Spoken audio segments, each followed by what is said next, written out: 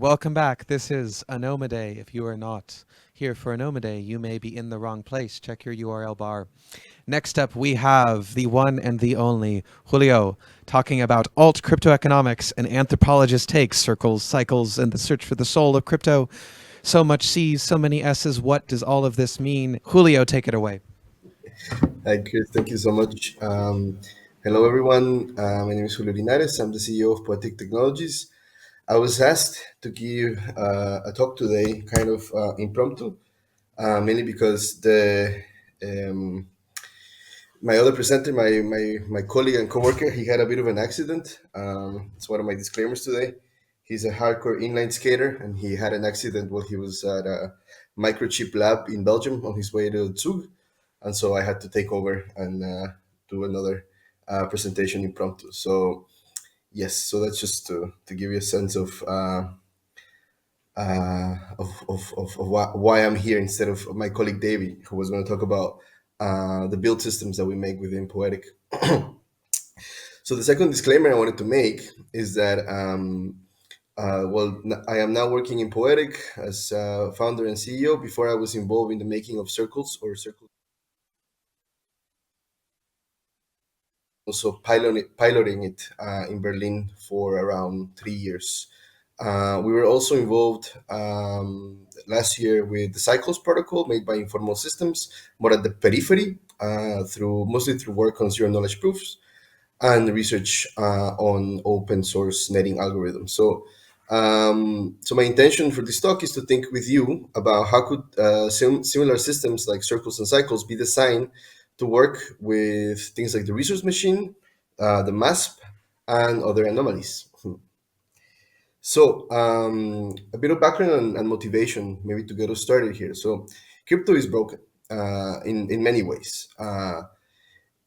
Today's world is all about speculative assets instead of actually creating monetary systems, alternative monetary systems. The original promise of crypto and of Bitcoin was to create some sort of alternative to the current monetary regime. We see this failing enormously. Obviously, the system has absorbed now crypto in many ways. And so it is a question to the critical minds that are left within the space to imagine and design systems that can actually create viable alternatives. There's also questions about governance, of course. As we know, cryptographic powered systems are often plutocratic, mainly because of this reification that one token equals one vote. And that's I would argue, a worse system than the one we currently have. And I also believe that we can do better. So this is why I like to work with the Anoma and all of the anomalies to sort of co-imagine alternatives. So the other motivation I have is actually creating this alternative. So for me, UBI or Universal Basic Income and Conditional Basic Income is one of those alternatives. I've tried to experience these ideas in practice through the Circles protocol and also protocols for debt cancellation or credit clearing, which is this work that Informal Systems is leading. I was asked to give a bit of a more technical talk today. So I will try to stick to that as much as I can, but please do ask me questions as you find them. So first off, we have Circles UPI. So here's the link to the GitHub if you want to learn more. There are basically, I would say, three main components to the Circles system. Um, as one of my friends at the Ethereum Foundation doing formal verification many years ago told me, Circles at the time was probably one of the most complex systems out there, mainly because it is based on this idea where in the smart contract logic, when each person joins the system, they issue their own unique ERC20 token. So it's an Ethereum system. It's based on Solidity, and what that means is that you have Chris token, a Julio token, a Graphomath token, etc., etc. And so that allows people to then mint the tokens and then transact with one another. Today, after like many iterations of the system, we have moved towards one token per hour issuance. Before it was a bit different. We had some sort of social, political, economic questions there to wonder about, and so now we're thinking about time as a unit of account. We can go into details of that, but another aspect of the smart contract logic now is that there is what is called in the monetary literature a demurrage, or this idea that there is a decay rate or a type of way of getting money out of circulation through the destruction of the money through time. So at the moment, that is 7% a year, and it happens gradually. So it's a slow burn, if you may. So the second aspect that makes circles work is a web of trust. You might remember webs of trust from PGP protocols. Back in the day, we leverage it to create or to try to approximate how social relations might actually work in practice, where people can establish peer-to-peer connections with each other. So I trust Chris and Chris trusts me. That means we have a mutual connection and we can exchange one-to-one our tokens freely. Now, this also happens not just directly, but also transitively. So I trust Chris and Chris trusts Graphomath. So therefore, there is a path between us by which we can then send tokens to each other in a transitive way or through transitive transactions. Now, if you enlarge the system, which of course we did, and we tried it with thousands of people, you get into this problem of how to best allocate tokens in a dynamic, complex system, where you have to have what we call the pathfinder to basically settle transactions in the most efficient way. And in this, we had many mathematicians working on the topic. It's still a very large problem. It's an unsolved problem. We have now given all the circles assets to Gnosis, which is a huge team, and they still struggle with the same problems. But mostly we dealt with max flow algorithms, which is a kind of algorithm that allows us to do this kind of settling of payments. So in large, you could argue, based on the Heterotopia paper by Christopher Ghost, that Circles is an example of a heterogeneous money. It's a plural type of money where money creation happens from the perspective of people issuing the tokens, as opposed to a centralized actor like a state or a bank. And so this is what we were trying to do. But of course, the problem that we had, and this is why we also pivoted to later attempts, later projects is that there is no privacy. Effectively, there is no way to ensure that the transactions and the trust graph are hidden from third-party actors. So we think this is a very big problem in case the system actually becomes like more used, and it can lead to like weird, basically dystopias. So this is a picture of the web of trust. It's just we use Gephi to graph this, but basically, as the system evolved over time, you see a large cluster of people at the center, and then you can see how the trust connections and the sort of clusters of trust ripple down in many different ways, right? It's very fractal like. But of course, this is all out in the open. So, we were thinking a lot about how do we make this type of system privacy preserving. And so in that journey, we started thinking a lot with other teams and other people, including Anoma, and also including informal systems, which later developed a project called Cycles, which again, alluding to the cyclical nature of things.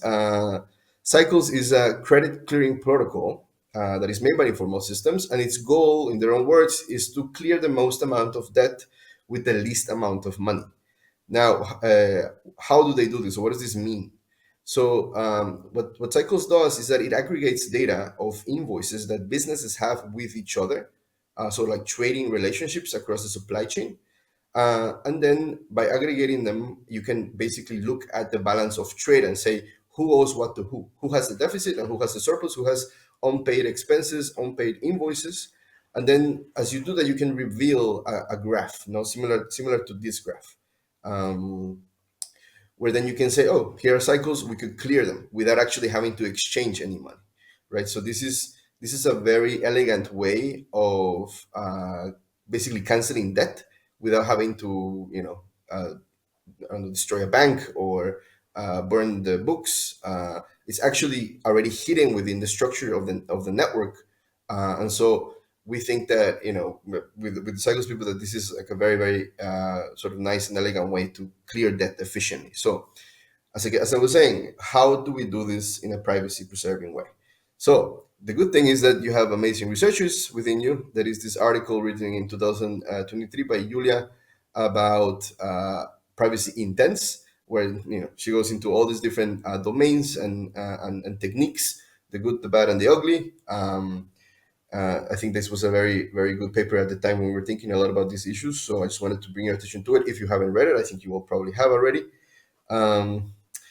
But I wanted to go a bit deeper into how we actually do, like how this is actually done within the cycle system. So the informal systems team developed a privacy preserving computation framework called Quartz, which I leave the link there if you want to learn more, which is basically leveraging trusted execution environments that are also organized and secured by smart contracts. So you can think about Quartz as a TE-based zero knowledge execution sidecar for private smart contracts. And here it's a Cosmos project, obviously. So it's all using Cosmos smart contracts. So no solidity there yet. This is something I'm interested on, but basically, the way it works is that you have a light client protocol handshake between the enclave and the smart contract, whereby the smart contract controls information about when, how, and by who the enclave code is run. So basically, all execution on the TE is gated by verifying light client proofs from the blockchain that give the enclave permission to execute transactions or things. So after the handshake is done, this sort of quartz handshake, as they call it, you can have encrypted requests can be submitted to the smart contract. The TE can then fetch the encrypted requests, verify a light client proof of the request and the contract's authorization, and then decrypt those requests and perform some computations. So the TE can then remote attest the results, and also for added security, you can produce zero knowledge proofs of the whole execution. So basically, the smart contract then verifies using the remote attestation capacities of TEs, and then creates zero knowledge proofs about it. So in that way of thinking, zero knowledge proofs is it's like a more complementary way of combining the primitives with TEs in such a way where they provide additional guarantees of the correctness of the execution.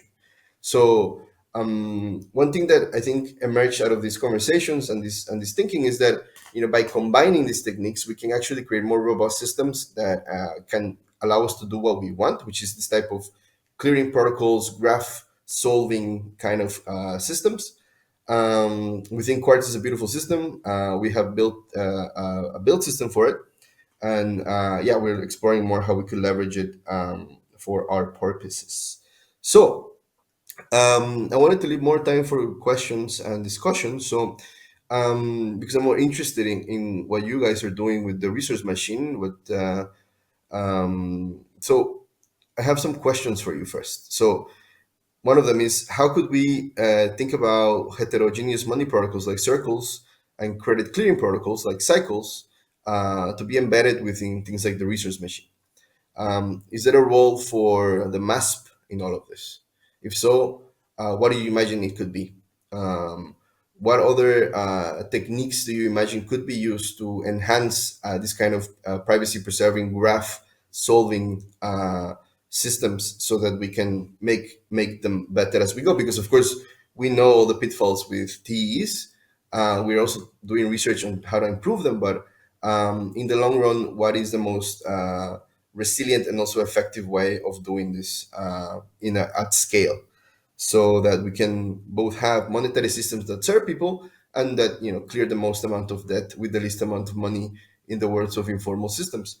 I will leave it with that, and then just have some time for questions and discussions. Thank you.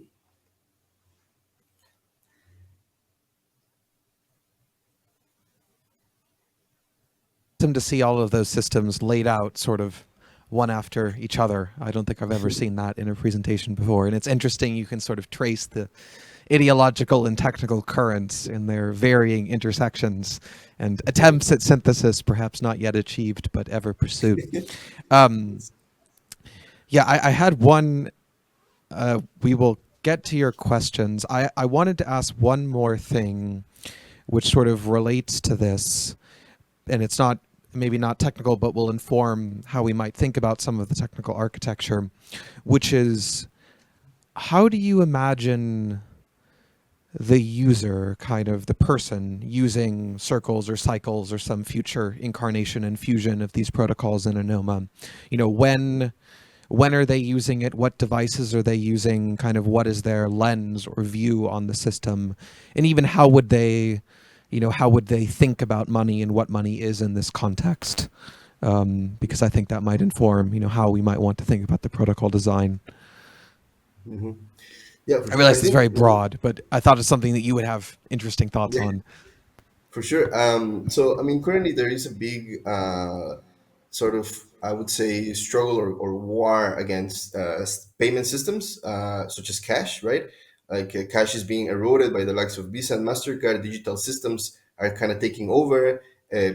So debit cards, credit cards are sort of in the middle when it comes to like physical payment methods by which you can take cash. So there is this sort of struggle going on. And the question is, where does crypto fit in here?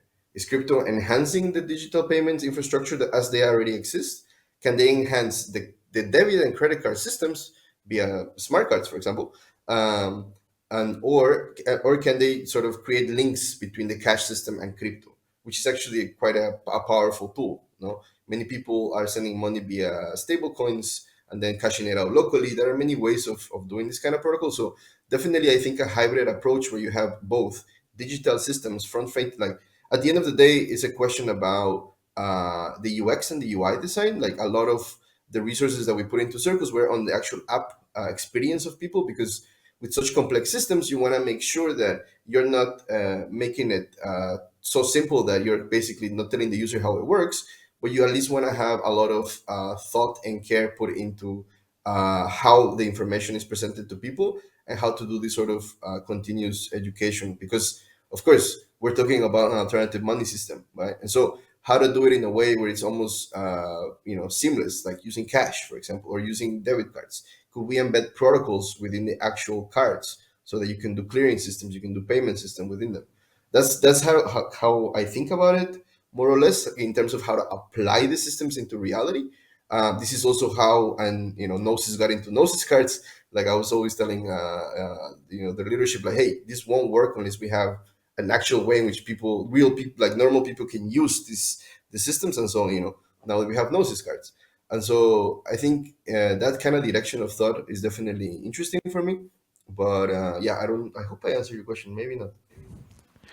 That's really, I mean, it makes me think of a few things. One is a pet idea, which I will just chill for a minute here, which is to develop hardware for sort of decentralized or distributed reloadable coins. Like, I think the form factor of coins is really nice. And they're already heavy. People already expect them to be heavy, so you can embed electronics within them without changing the user experience a lot. And if you imagine a coin with a little secure element, maybe like an open TEE, the coin face values, the values or amount of tokens that are likely to be loaded on coins is also relatively low. So you don't necessarily, it's hard to secure the whole supply chain, but you don't need the whole supply chain to be secure against, attackers who could potentially make millions of dollars or whatever, because the benefit from faking an individual coin or whatever it is not that high. And if you do this, if you have reloadable coins, then you also don't need to, individuals can probably not have so many coins of the wrong denominations in their wallets or whatever. Like, the UX could actually be better, but it would still have this kind of offline support, something like this. So yeah, unfortunately, I don't know enough about hardware manufacturing, but that's something. It's nicely compatible with, the resource machine, for example, because you would just, in the resource machine, you would take the information from a resource and put it in the coin. There are some unsolved problems. There's a forum post about it. But I feel like that's an interesting direction. Also, what you described also made me think a little bit about sort of local first payments, or when I used Circles, actually a lot of the time, the reason it didn't work for me because of like internet problems. I don't know if they were problems with like my internet connection or problems with the connection to the Circles backend database, perhaps some of both. But it would have been awesome, and I think there was enough trust in the scenario to just like swap, resources or Circles tokens locally using our Bluetooth connection or whatever, and then maybe settle it later in some batch. So I would be really interested in doing that. Let's jump to your questions here. Let's see, maybe anyone from the audience, resource machine experts, want to comment? How could heterogeneous money protocols like circles and credit clearing protocols like cycles be embedded within the resource machine? I feel like the question is kind of addressed for me, partially. Well, from understanding how circles and cycles work, I feel like it's a lot about the intent matching phase. So if we talk about transaction life cycles, it's about intent matching and then settlement. And so resource machine is much more about settlement part, so it defines what settles correctly, right? And so that is not what the main part of circles and cycles is, right? So the algorithm that just figures out what to settle is the intent matching part. So my opinion is that resource machine is pretty much irrelevant to that part. So the paper that you kind of, the blog post that you quoted about private solving, I feel like this is much more relevant to these privacy issues with circles and cycles, but unfortunately answers there get worse and worse day by day because so in that blog post, the conclusion basically was that T is kind of good and MPC could be good, but the more we learn, the more we realize that both are worse than we thought. So the current opinion I have is that the combination of not necessarily T's, but some hardware, not necessarily MPC, but some cryptography, and some economic incentives will give the best approach to privacy. Yes, so that's what I think about these questions. And just to, I guess, add to MASP, as I understand MASP and resource machines, kind of like MASP is not, I feel like I'll get cancelled for saying this, but like I feel like MASP is like a primitive version of resource machine in some sense, so it also cares about settlement. So in that sense, yeah, it's also less about the algorithm privacy. Yeah, I mean, just one thing I would add to that is that I think circles in already sort of thinking about the user end of what kind of trust relationships are involved in an interaction has already the right kind of data for getting privacy just by sort of distributed solving. Like if you think of, you and I are using circles and maybe we're in a room with some friends using circles, whether we're using the internet or a local network to do this, if we just send the information to each other and do solving, maybe we don't need any cryptography. We're just willing to trust each other with that. We just don't want to publish it, to the global blockchain or whatever. So I think there's, compared to trying to get privacy for privacy preserving solving purely in the abstract, where you don't want to assume any economic or trust relation between the various participants, is definitely harder in a sort of strict sense than private solving, in the concrete where you have that kind of data.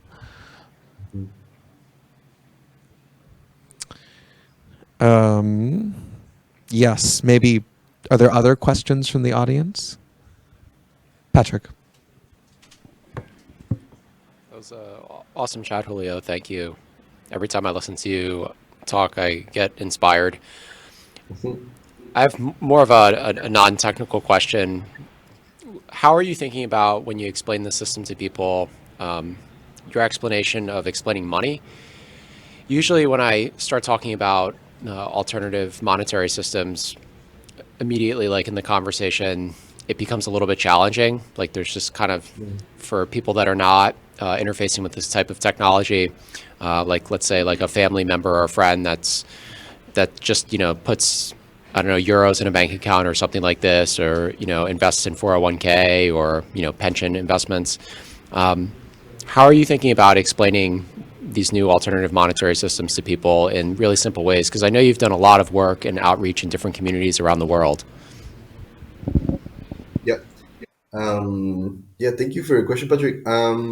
So I think it depends on the audience, obviously. But if you're talking just to, I don't know, someone that is, for the first time experiencing these kind of systems, I think what you have to tell them is that this is money, it's a type of money, and it will work like money.